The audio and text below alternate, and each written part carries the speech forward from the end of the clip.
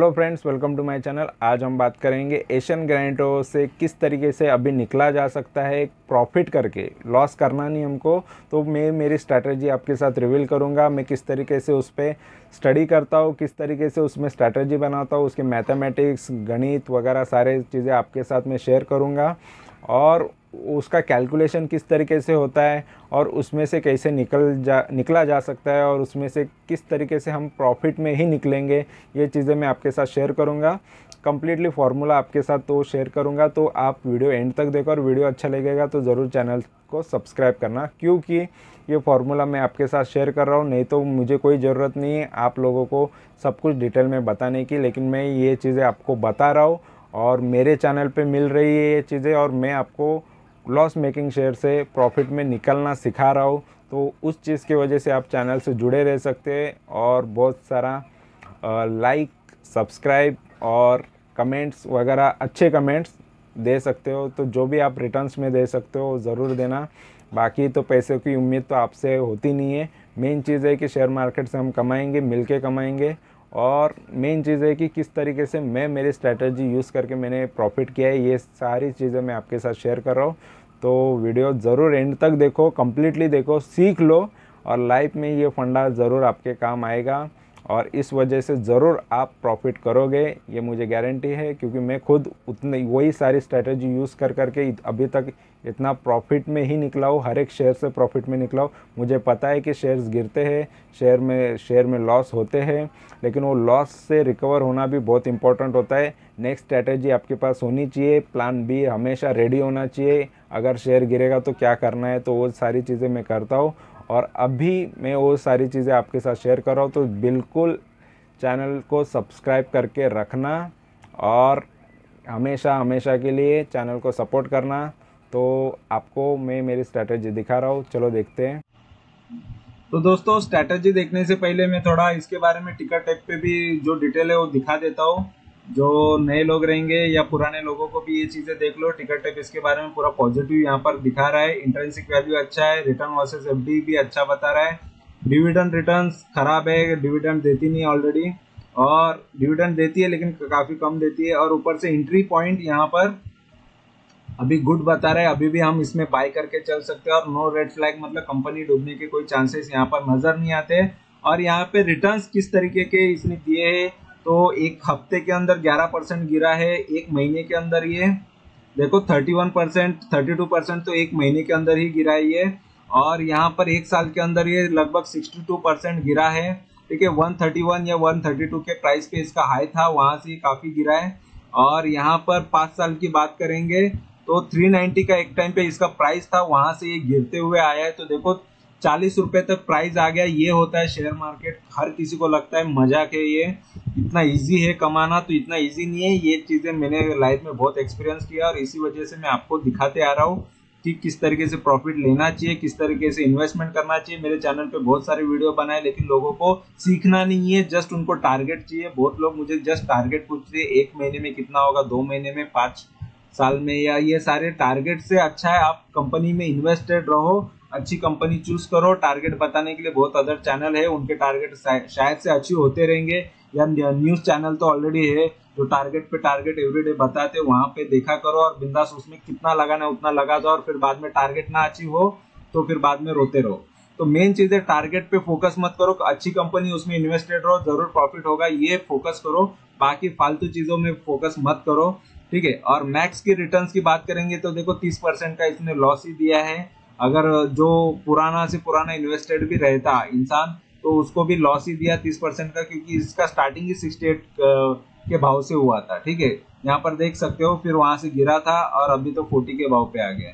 और एसआईपी करने वाला भी लॉस में रहता, तो हर कोई यहाँ पर लॉस में ही रहता, ये आपको नजर आता।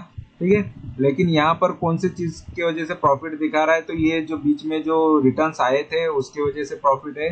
क्योंकि यहाँ पर एक बार बीच में गिरावट देखने मिली थी 2020 के टाइम पे, उसके बाद ये काफी बढ़ गया था, 187 तक भी यहाँ पर नजर आ रहा है, 191 भी प्राइस आया था, फिर वहां से फिर से गिरावट देखने मिली है। तो इस वजह से थोड़ा बहुत प्रॉफिट इसने दिया था वो नजर आ रहा है, और पहले भी एक बार प्रॉफिट दे चुका है अच्छा खासा, लेकिन इसके बाद तो इसने लॉस ही दिया है, ये हमको नजर आ रहा है।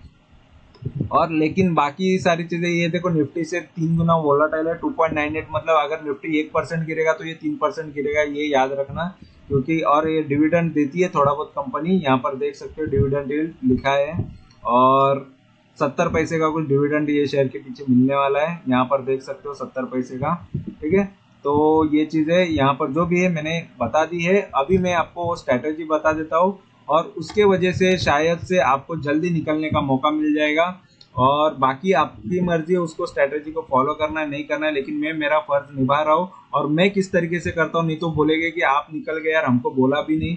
तो ये सारी चीजें नहीं होनी चाहिए। तो मेरे चैनल पे आप जुड़े हो, चाहे मेरे वजह से आपने वो शेयर्स ना लिए होंगे, तो मेजॉरिटी लोग तो प्रॉब्लम में फंसने के बाद ही यहाँ वहाँ भटकने लगे, किसी और चैनल पे जाने लगे। लेकिन जहां से आपको वो चीज का बाइंग कॉल मिला है, वहां से आप कोई कोशिश करो, देखो वो आपको सपोर्ट करते हैं क्या नहीं। लेकिन मैं यहाँ पर कोशिश करता हूँ कि चलो, मैंने पहले से ही बता के रखा था शेयर गिर सकता है। जब इसका राइट इशू आया था तभी भी मुझे पूछा गया था कि ये शेयर नीचे जा सकता है क्या, तो मैंने तभी भी कहा था। पहले भी एक बार इसका राइट इशू आया था, वो टाइम पे भी गया था 63 के नीचे जा सकता है क्या, जा भी सकता है मैंने कहा था। इसलिए मैंने राइट इशू अप्लाई नहीं कर रहा हूँ मैंने कहा था। लेकिन मैं पहले से स्ट्रैटेजी के लिए रेडी रहता हूँ, मैं हमेशा से रेडी रहा हूँ।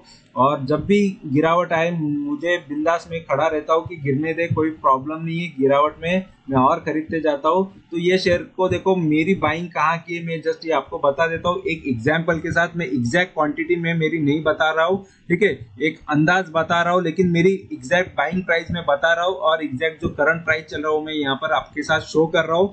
तो यहाँ पर 130 का मेरा एवरेज प्राइस है, 130.95 का एग्जैक्ट, और मेरा अभी 68% का लॉस चल रहा है, और ये लॉस है।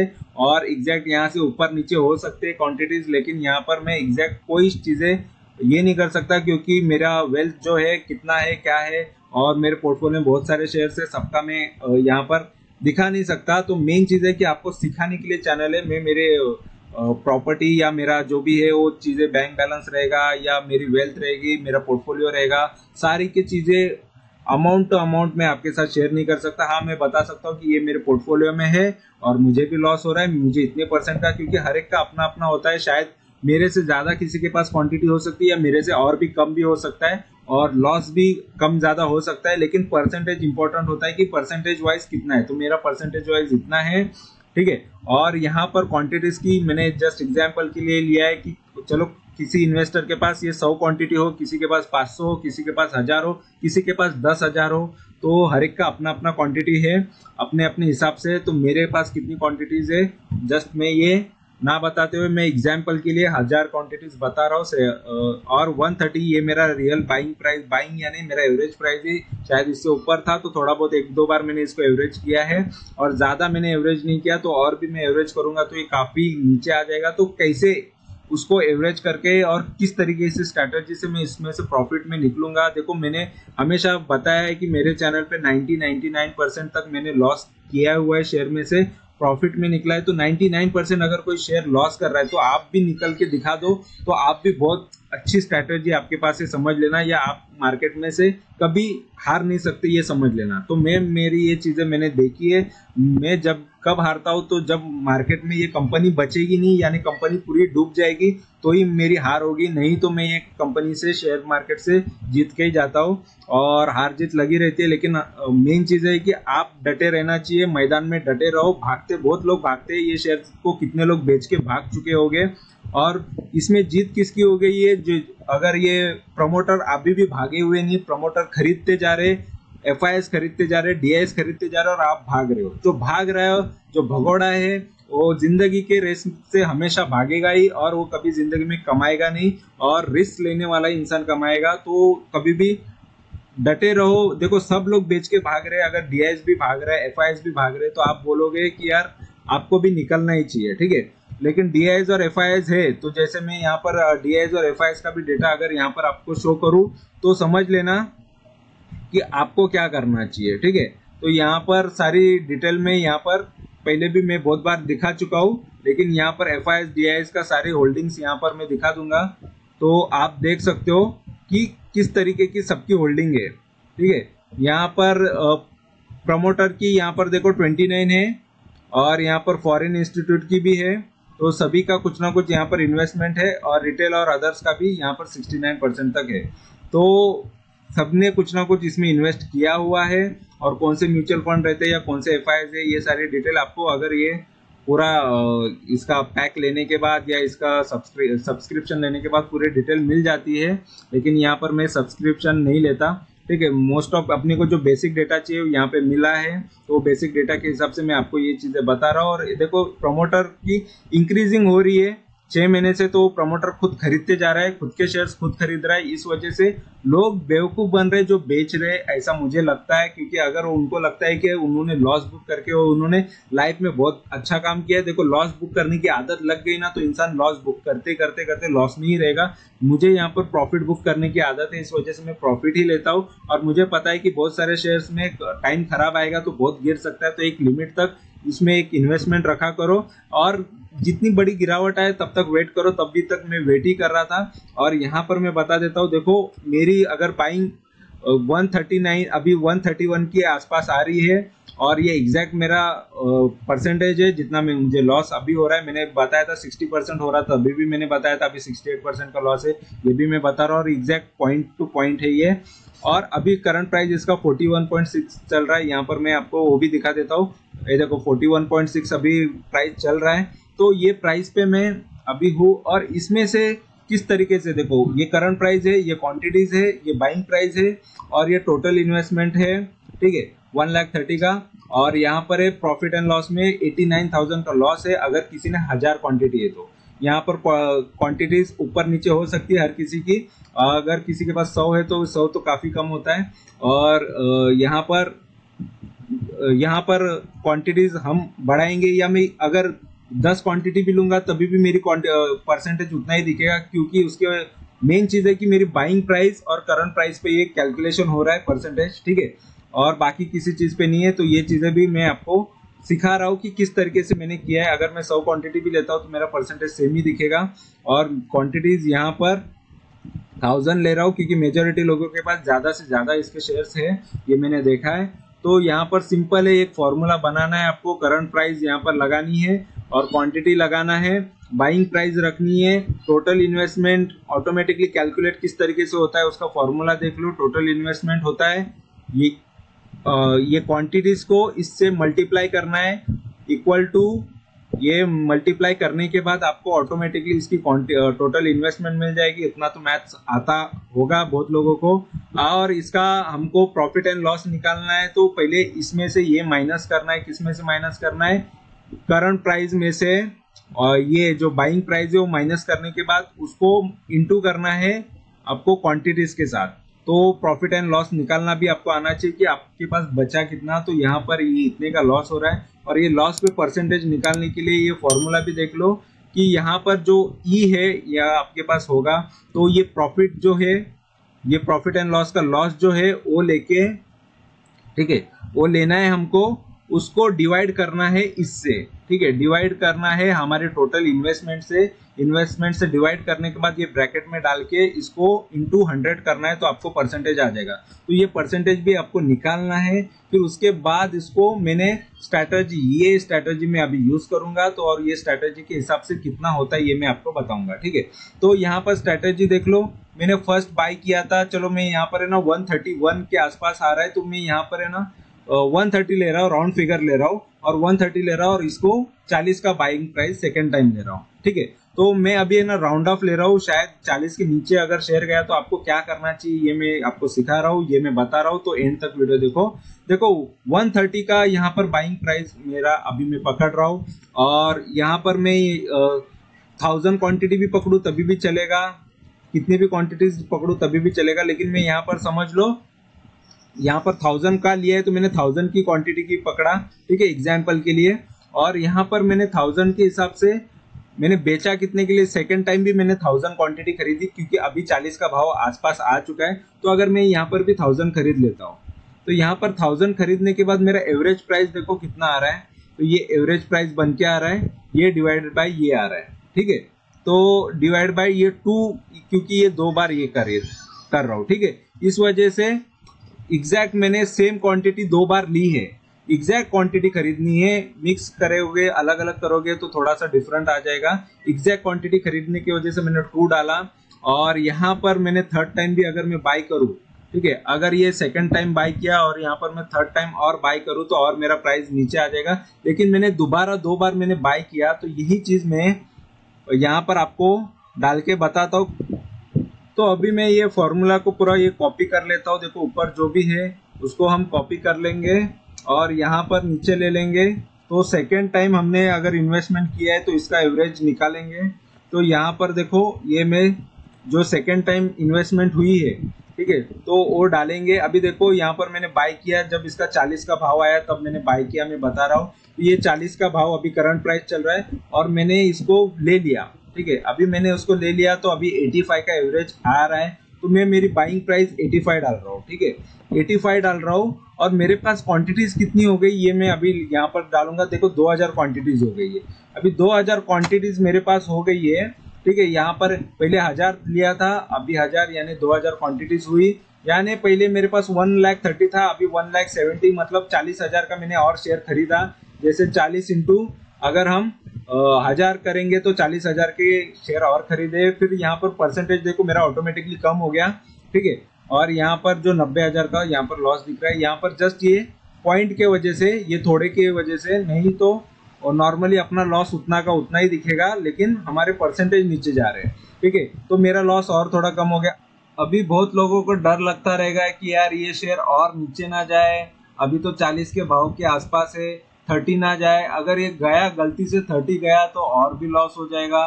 लेकिन फिर भी अगर मैं हूं तो इसलिए मैं रुकता हूं। और बाकी लोगों के लिए क्या कर सकते हैं, अगर आपके पास ऑप्शन है लॉस बुक करने के अलावा या फिर आपको रुकने के अलावा, तो मेरे पास तो यही चीज है कि मैं वो शेयर में 30 के भाव पे भी मैं रुका रहूंगा। और यहाँ पर 2000 क्वांटिटी ऑलरेडी मैंने खरीदी हुई है और ये सब उसका परसेंटेज हुआ है। देखो मेरा 130 का अगर मैं 85 के भाव पे लाता हूँ तो और नीचे लाऊंगा, और क्या कर सकता हूँ, तो और 2000 में क्वांटिटीज खरीद लेता हूँ, ठीक है। जितनी पहली क्वांटिटीज रहती उतनी ही क्वांटिटी खरीदोगे तो आपके लिए और भी इजी हो जाएगा, ठीक है। तो मैं ये चीज खरीद लेता हूँ। और यहाँ पर मैं इस चीज को डिवाइड किस तरीके से करता हूँ मैं ये आपको बता देता हूँ। तो यहाँ पर मैं लूंगा इसको, जस्ट एक सिंपल एग्जांपल बता देता हूँ। यहाँ पर मैं इसको कैलकुलेट ना करते हुए मैं यहाँ पर बता देता हूँ। मेरा पहला जब मैंने भाव पे शेयर लिया और अभी जो भाव है उस हिसाब से मैं आपको ये यहाँ पर बताऊंगा, ठीक है। तो वो कितना होता है इस हिसाब से मैं आपको बता देता हूँ। तो यहाँ पर 85 का भाव पे अभी फिलहाल मैंने फर्स्ट लिया है। अभी ये मेरा फर्स्ट होगा क्योंकि 2000 क्वांटिटी के हिसाब से मैं देख रहा हूँ। और उसके बाद मैंने अभी 30 के भाव पे लिया, ठीक है। और डिवाइड बाय 2 करूंगा तो ये मेरा एवरेज प्राइस होगा, ठीक है। पहले जो भाव था ये था और ये था, ठीक है। अभी मेरा भाव रहेगा ये, और मैं अभी जो क्वांटिटीज खरीदूंगा तो जो रहेंगे इसको मैं नीचे कॉपी करके लेता हूँ फॉर्मूले के साथ। जस्ट मैं यहाँ पर 30 क्वांटिटीज और यहाँ पर 4000 क्वांटिटीज हो गई, ठीक है। यहाँ पर और 2000 क्वांटिटीज, यानी टोटल मेरे पास 4000 क्वांटिटीज हो गई। और यहाँ पर भाव हो गया 57.5, जो यहाँ पर आ गया है वही मैं चीज बता रहा हूँ। एवरेज प्राइस, जिसका भी मैथ्स अच्छा रहेगा वो प्रॉपरली बता सकता है कि ये सही है या नहीं, ठीक है। तो ये मेरा एवरेज प्राइस है। और यहाँ पर इसके बाद यहाँ पर मेरे परसेंटेज देखो, या तो ये काफी गिरना चाहिए। अगर मेरा 130 से ये 30 हो जाता है तो इसका मतलब क्या होता है मैं आपको दिखा देता हूँ। मेरा 130 का अगर 30 हो जाता है, यहाँ पर ही मैं डाल के दिखा देता हूँ। मेरा वो 77% का लॉस होना चाहिए, वो मुझे 47 का लॉस दिखा रहा है, ठीक है। 47 का, वहां पर भी उतना ही लॉस दिखता है, यहाँ पर भी उतना ही लॉस है, आसपास ही है। लेकिन फिर भी ये 77 का 47 हो गया। तो ये चीज समझ लो, ये चीज होती है। यहाँ से मैंने ये प्राइस पे लाया शेयर को, तो ये बहुत बड़ी बात होती है। और मेन चीज है कि हमको क्या करना चाहिए और पेशेंस रखना चाहिए। मैं तो पेशेंस रखता हूँ। यहाँ से ये ऊपर जाना जब चालू करेगा, ठीक है, यहाँ पर मैं यही चीज मैं आपको दिखा देता हूँ कि अगर आपका यही बाइंग प्राइस अभी रहा, ठीक है, यही बाइंग प्राइस रहा और उसके बाद शेयर बढ़ना चालू करता है, तो आपको बेनिफिट क्या होता है ये मैं आपको दिखा देता हूँ। तो ये चीज इसी वजह से मैं एक्चुअल में शेयर मार्केट में ये चीजें फॉर्मूला ये फॉलो करता हूँ और इस वजह से प्रॉफिट होता है। देखो अभी मेरा करंट प्राइस जो चलेगा, जैसे जैसे करंट प्राइस चेंज होते जाएगा, जैसे अभी ये फिर से 40 हो गया तो यहाँ पर मेरा ऑटोमेटिकली लॉस कम हो गया, ठीक है। अगर ये फिर से भागना चालू हुआ तो मैंने अभी चलो 2 या 3 बार मैंने इसमें खरीदी की, 40 हुआ या फिर बाद में ये 50 का भाव आ गया, देखो मेरा 13% लॉस रह गया, ठीक है, और मेरा काफी लॉस कम हो गया। फिर एक टाइम आ गया ये 60 हो गया तो यहाँ पर ऑटोमेटिकली मैं 4% प्रॉफिट में आ गया। मतलब यहाँ पे हम उम्मीद कर सकते हैं कि डबल की उम्मीद, देखो 30 का मेरा बाइंग, मतलब 30 पे एक लास्ट मैंने एवरेज किया, वहां से शेयर डबल हो गया, यहाँ पर डबल हुआ और यहाँ पर मेरा प्रॉफिट। तो मेजोरिटी ये हो जाता है कि शेयर ज्यादा गिरने के बाद वो डबल भी हो जाते हैं या ट्रिपल भी हो जाते हैं। यहाँ पर चलो डबल के बाद अगर ये ट्रिपल हो गया यानी ये हो गया 90 हो गया, ठीक है, 90 इसने दिखा दिया, आप तो 56% प्रॉफिट में आ गए। ऑटोमेटिकली आपको 1,20,000 का प्रॉफिट इजीली दिख जाएगा। आपने लॉस मेकिंग शेयर से अपने प्रॉफिट ले लिया, और कोई ज्यादा होल्ड करता है उसको लगता है कि ये शेयर और बढ़ जाएगा और 120 हो जाएगा तो उसका डबल शेयर का डबल भाव हो जाएगा, ठीक है, और ज्यादा कमा लेगा। और इसका अगर भाव बाद में 150 हो गया या जहां से मेरी बाइंग थी वहां पर आ गया, 1 साल 2 साल जब लगेगा या 1 साल में या 1.5 साल में भी आ जाता है तो फिर से मेरे भाव पे भी आ जाता है, तो मैं वो टाइम पे लगभग डबल से ज्यादा ही प्रॉफिट में रहूंगा। और किसी को फिर से 150 का जिसका बाइंग का प्राइस है वहां तक मिल गया तो ये 160 हो जाएगा। तो ये चीज के हिसाब से होता है, लेकिन ज्यादा लालच नहीं करना चाहिए। अगर आपको लगे, मैं तो फाइनेंशियल फंडामेंटल के हिसाब से रहता हूँ और कंपनी का बिजनेस देख के हूँ इसके अंदर। मेन तो मैंने बड़े बड़े जो कंपनी लॉस कर रही है उसके अंदर भी टिका हो और वहां से भी मैंने प्रॉफिट लेके दिखाया है। तो यही चीज होती है कि हमको भी मेन चीजें देखनी है, कैसा प्रॉफिट लिया जाता है, कैसा कमाया जाता है। तो मेन चीज यही करता हूँ, इस वजह से प्रॉफिट में हूँ। और बहुत लोगों को ये समझ में आई रहेगी बात, या किसी को नहीं समझ में आई तो रिपीट देखो ये चीज, तो ऐसे ही प्रॉफिट लिया जाता है। अगर ये फिर से कहाँ पर भी जाए तो वहां पर आपको और भी ज्यादा प्रॉफिट आराम से हो जाता है। देखो प्रॉफिट का आंकड़ा बढ़ते जा रहा है, आपका 4 लाख 5 लाख का प्रॉफिट आराम से हो रहा है। और यहाँ पर ये क्वांटिटीज आप चेंज कर लेना, अगर किसी के पास 1000 से ज्यादा क्वांटिटीज है तो वो अपने हिसाब से लगा सकता है, क्योंकि मैंने देखा है लोगों का 8-8 10-10 लाख का लॉस हुआ है। लेकिन उनके लिए एवरेज करना काफी डिफिकल्ट है, क्योंकि दोबारा उतना पैसा मार्केट में उतारना, क्योंकि देखो यहाँ पर स्टार्टिंग में अगर किसी ने मैंने जैसे ये बता दिया कि अगर किसी ने 1,30,000 डाला है तो उसको दोबारा दूसरी बार डालने के लिए 40,000 रुपये लग रहे, और तीसरी बार डालने के लिए 50-60,000 रुपये लग रहे, अगर और भी ज्यादा ले रहा है तो क्वांटिटी, ठीक है। तो मतलब फिर से 1-2 लाख रुपए फिर से घुस रहा है। लेकिन उसके बाद अगर शेयर रिवर्स करता है तो काफी अच्छा है। लेकिन किसी किसी को और भी डर लगेगा, और गिर गया तो, और गिर गया तो क्या, तो और वेट करो, और ज्यादा गिरेगा तो फिर समझ लो कि यार यहाँ पे अगर खरीदना ही है तो यहाँ पर एक काम कर सकते हैं कि 20-25 का हो गया या 20 पे ले लिया, आधा हो गया तब ले लिया, तो फिर उसका क्या भाव हो सकता है, ये सारी चीजें आप देख सकते हो, ठीक है। तो उसके बाद आपके परसेंटेज भी यहाँ पर चेंज हो जाएगी। 20 के भाव पे आपने खरीदा और उसका तब परसेंटेज कितना होगा यहाँ पर आप यहाँ पर दिखा सकता हो, ठीक है। तो हर एक चीज अलग अलग हो जाएगी। यहाँ पर मैं 20 लिख दूंगा, ठीक है, तो यहाँ पर 42 का प्राइस आ जाएगा। अगर मैं यहाँ पर 20 के भाव पे खरीदता हूँ तो ऑटोमेटिकली मेरा भाव यहाँ पर 42 का आ जाएगा, और यहाँ पर मेरा 52 का ही सेम परसेंटेज दिख जाएगा, ठीक है। तो यहाँ पर मुझे ज्यादा लॉस यहाँ पर आपको नजर नहीं आएगा। तो कौन से भी भाव पे खरीदना है पहले डिसाइड कर लो, कौन से भाव पे आप एवरेज करोगे, कौन से भाव पे खरीदोगे, तो उस हिसाब से आपका भी परसेंटेज और आपका भी लॉस बहुत सारा कवर हो जाएगा। देखो आपको मिनिमम रहना है और क्वांटिटीज में बढ़ाते रहना है। देखो प्राइस नीचे ला रहा हूँ मैं, यहाँ पर प्राइस था, अभी ये प्राइस आ गया, यानी वो प्राइस पर जाना बहुत डिफिकल्ट लग रहा है, लेकिन ये प्राइस पे जाना इजी लगेगा। अगर 20 का फिर से 40 हो गया तो काफी अच्छा है। तो ये चीजें आप सोच के चल सकते हो। अगर मैं यहाँ पर डाल दूंगा चलो यार ये और आगे जाके इतना बढ़ गया तो काफी अच्छा है शेयर। लेकिन मेन चीज है कि बिजनेस अगर कंपनी अच्छा कर रही है, उसका गोल अच्छा है, फ्यूचर अच्छा है, तो जरूर ये आगे फ्यूचर में बहुत अच्छा बेनिफिट दे सकती है, ऐसा मुझे लगता है। लेकिन हर एक चीज में रिस्क आपका है, पैसा आपका है, कैपिटल आपका है, तो आपको 10 बार सोचना चाहिए किसी की भी बातों में आने से पहले। बहुत लोगों ने बहुत इजी रास्ता बताया है कि नीचे गिरते हुए छुरी पे कभी भी पकड़ना नहीं चाहिए नीचे गिरती हुई छुरी को, लेकिन हम लोग नीचे गिरती हुई छुरी को पकड़ पकड़ के प्रॉफिट, जहां पर ज्यादा रिस्क लग रहा है वहां पर ही प्रॉफिट बन रहा है, ये तो मुझे पता है। और इवन वॉरेन बफेट की बर्कशायर हाथवे की अगर आपको स्टोरी पता रहेगी तो गिरता हुआ ही स्टॉक था, गिरते हुए स्टॉक को उन्होंने बहुत ज्यादा खरीदा, बाद में वही कंपनी उनके हाथ में आ गई और उसी को उन्होंने इन्वेस्टमेंट कंपनी बना दी। तो हर एक का अपना अपना ये है, और मेन चीज है कि इतना तो आप खरीद भी नहीं सकते, उतना उन्होंने खरीद लिया था।